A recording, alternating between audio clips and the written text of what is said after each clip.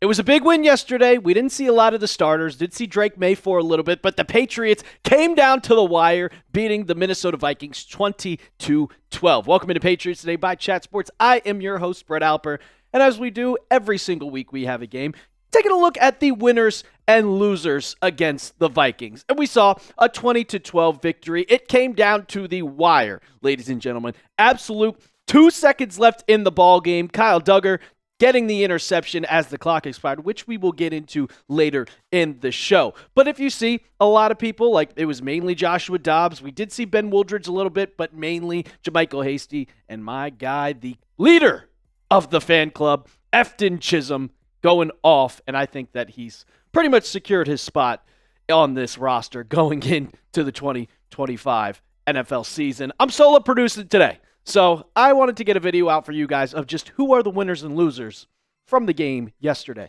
All right, let's take a look. The outside looking in. I always like to give a little bit of OLIs. I'm going to have 3 for you guys, winners and losers, but OLI, Mack Hollins, and Will Campbell. Mack Hollins looked good. Had 3 catches, and they were deep catches. I think it was like around 13.5 yards per catch around there. He had a nice play from Drake Maye where he just found it, a little toe tap catch. And then we also have Will Campbell. During the week, he struggled a lot on the offensive line in joint practices, getting absolutely bullied by the Vikings Renard. Well, he held up during they were playing second team, but he held up during the game. Did not allow a sack, did not allow a pressure. So I'm going to give Will Campbell not a big W because you only saw him for a little bit, but mostly he did look good. And I would probably expect, if I looked at the PFF grades, which I haven't looked at, if you would look, he would probably be, again, the number 1 rated rookie throughout week 2. But we saw that last week with week 1. Going into our first winner. And without a doubt, I mean, can we just talk about this already? TreVeyon Henderson, seems like week in and week out, he is just a star in the making. His speed, his agility, his quickness, and then pretty much what I didn't expect watching yesterday's game from Henderson is just his strength. I mean, you only had 4 carries, 20 yards, and a touchdown. But that touchdown, he waited for the hole to open. He gets the ball, has patience, like that old Le'Veon Bell, that Stephen Ridley, wait for the hole to open themselves. It goes into the hole and then drags 2 defenders on his back into the end zone for an 8-yard touchdown. And right when I saw that, I was like, oh my God, this guy is a dog. He didn't have a kick return. No, he didn't have a kick return going into – you can't have multiple kick returns in 2 games. But my first instinct, my first thought after he scored that touchdown was, sorry, Mondre, I love you, but your starting spot is gone. And I'm not going to say his role on this team is going to get completely demoted. No, that is not what I'm talking about at all. We've seen in the past when you had LeGarrette Blount and James White on the team. LeGarrette Blount had 18 touchdowns in 1 year. James White was still the main back because you were also just having all those receptions from a pass-catching back. I see that role with these 2 guys a lot going into the season because once you get on the 2-yard line, you could also give the ball to Ramondre Stevenson, and he could bulldoze his way into the end zone. But I think Henderson should be the starting back. I think Ramondre, he's done his time, but he's also hurt. He didn't get to prove himself in yesterday's game because he's dealing with an injury. We don't know the extent of that injury because Mike Vrabel is telling us nothing and absolutely nothing. And he says it's just short term. It's just short term. Nothing to worry about. But I'll ask you guys. Will TreVeyon Henderson be the starting running back week 1 of the NFL season? Taking on the Raiders.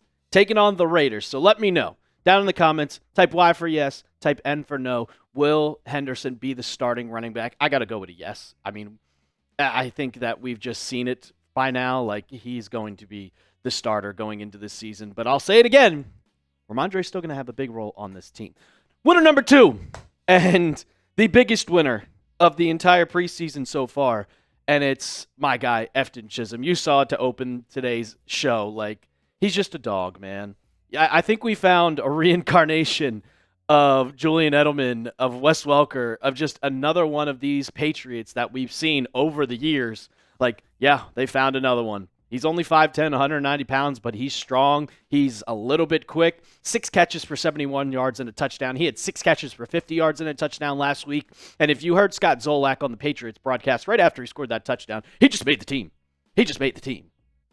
And we saw him in the fourth quarter. Actually, we didn't see him in the fourth quarter because he did not play. He didn't play.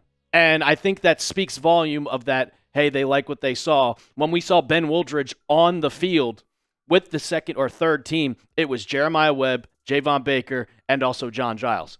Efton Chism was nowhere to be found because the Patriots said, we're stashing you in our pockets, we're wrapping you in bubble wrap, and you are staying safe because we don't want you to get hurt. We saw what happened with Lan Larison last week. He broke his foot, out for the season. It's an unfortunate thing to happen, but I don't want this to happen to Efton Chism. And I think he's going to make the roster, but if he doesn't, riots. I will scream at the top of my lungs. There will be an 8-minute video specifically on what the Patriots did wrong, and I'm going to probably crash out. I'm going to crash out. I don't think it's going to happen, but there's also a possibility because the Patriots do a bunch of Patriot things that we never know. But I think that my wide receivers now, I think Kendrick Bourne is getting cut.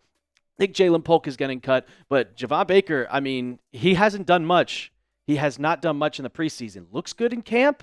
Looks good in these joint practices. But once you get on the field, he hasn't really done much to where I'm like, he could save his spot. And I didn't see a lot of things from special teams last week. All right, my third winner against the Vikings, Alex Austin, the cornerback. And I will say, like we saw last week with DJ James, he did not play in this game because of an injury, which was unfortunate. I hope he is healthy because he's a solid player and his stock is growing and growing. But Alex Austin, when he had the opportunity to break through, he took that opportunity. And I think that he's going to be one of these, like he's going to be on this roster. He's going to be one of these guys to play a pivotal role on this team because honestly, after Christian Gonzalez, after Carlton Davis, which Carlton Davis did play, he had a nice pass breakup to force a 4th down on a 3rd 2. It was beautiful to see. I can't wait till the season begins and seeing one guy on the other, like the two Carlton Davis and Christian Gonzalez duo. It's exciting to see. But Alex Austin here, I mean, 4 targets, 0 receptions allowed, and an interception, and he's 6'1". And I will talk about it because the Patriots, they need a slot corner. You need a slot corner. And I don't know if Marcus Jones is going to be that guy because he's just so, like, I'm 5'10", and I'm calling him slow, but it's just, I don't know. Because every time I watch Marcus Jones, he gets mossed and mossed and mossed. And during joint practices, it was ugly for him. And Alex Austin, he looked good in the preseason game. So could we see him jump into that maybe 4th or 3rd spot on the cornerback depth chart? It's a possibility. We'll see it probably in the final game against the Giants this Thursday. And we will be live for that. So you're not going to want to miss it because we are going live. It's a little gear up for the regular season. We had a great time on the watch party Saturday with the Vikings. The real ones showed up. And I'm hoping the real ones show up this Thursday. And I'm hoping the real ones show up during the regular season. So don't miss our last preseason watch party. It's a little bit of a warm-up to get ready for Week 1 against the Raiders because we're also going up against the Raiders Report, which they're the biggest channel of Chat Sports, so we want to beat them. We're gonna challenge them to a Super Chat battle, and I hope the real ones show up because it's going to be tough. But I know the Patriots fans are going to show out, and we're going to have a lot of fun. So make sure you subscribe, Patriots Today, and turn those noties on. It's a Thursday night football game. It's on Amazon Prime. So if you don't want to pay for Prime, you can tune into us. I give you live play-by-play. Me and producer Jack Lauderay, we're going to be having fun. So make sure you tune in to our last preseason watch party, because we will be live for every single game going into the regular season. Every Sunday, Monday, whatever day it is, it does not matter. We got you covered. All right, going into the losers of this game, and I think it's the biggest loser out of all of them. That's Kyle Duggar. And he did have an interception, which he almost did fumble at the end of the game. But it's not, he got an interception, which was good. It was when he got the interception. And he was playing in the fourth quarter, man. Like, he was on the field on the last play of the game with 5 seconds left. That speaks a ton of volume of how the Patriots feel about him.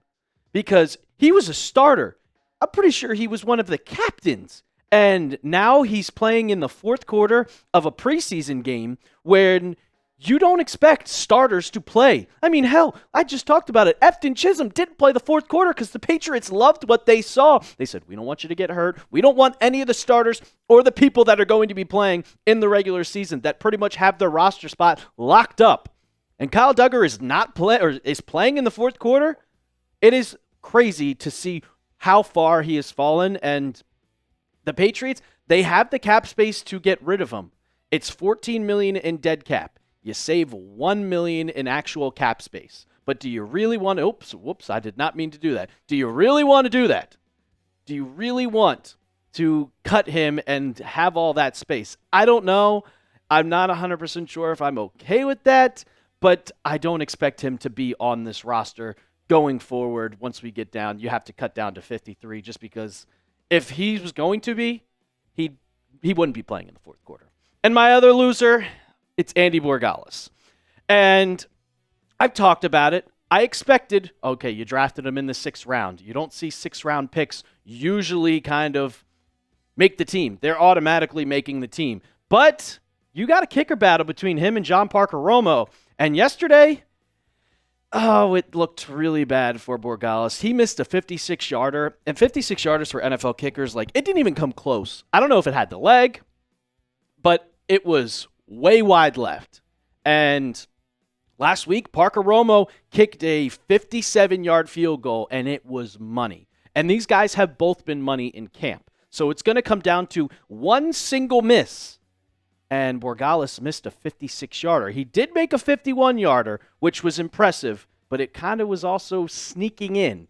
So I think that it might be John Parker Romo that is going to be making this team and becoming the Patriots kicker, just because what we've seen in the preseason, what we've seen in camp. They said it doesn't matter where you've been drafted. If you perform the best, you will be our kicker. So I think it's going to be John Parker Romo. Let me know down in the comments, though. Andy Borregales or John Parker Romo. Type AB for Andy Borregales. Type PR for John Parker Romo. Also want to give a shout out to Anthony Jennings. I didn't put him as a winner because I think that he's also just kind of looking for a roster spot just somewhere else. He was playing in the fourth quarter like Kyle Duggar, had 3 sacks, but I think that this is kind of an audition for him to get another roster spot. So, because I think he's getting cut. I still think he's getting cut, but he looked good yesterday. Getting some pressure, but there's just not enough room on this defensive line. That's going to do it for the latest edition of Patriots Today by Chat Sports. Don't forget to hit that sub button because we will be live on Thursday, so you're not going to want to miss our watch party because it's death, taxes, and playing the Giants in the preseason. So hit that sub button, and as always, let's go Pats.